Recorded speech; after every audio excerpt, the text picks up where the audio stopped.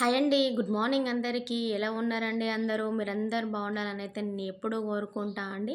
ఈరోజు mini vlog వచ్చేసి ఏంటిది అనంటే, ఈ కరోనా వైరస్ తర్వాత మళ్ళీ ఏదో వైరస్ వస్తుంది అని చెప్పేసి అని అంటున్నారండి. వచ్చింది అని కూడా అంటున్నారు. ఎందుకైనా మంచిదండి. మన జాగ్రత్తలో అయితే మనం ఉందాము.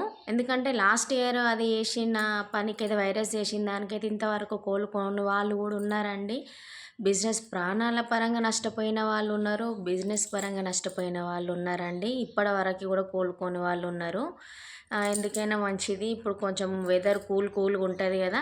పిల్లలకైతే స్కూళ్ళకి వీలైనంత వరకు మాస్కులు వేసి పంపించడానికైతే చూడండి. నెక్స్ట్ స్వెటర్స్ కూడా వీలైనంత వరకు వేయడానికైతే ట్రై చేయండి. ఒకవేళ వాళ్ళు వేసుకోను అని అంటే మనం ఏం చేయలేం కానీ మామూలుగా అయితే మనం చెప్పే విధంగా అయితే మనం చెప్పాలనండి.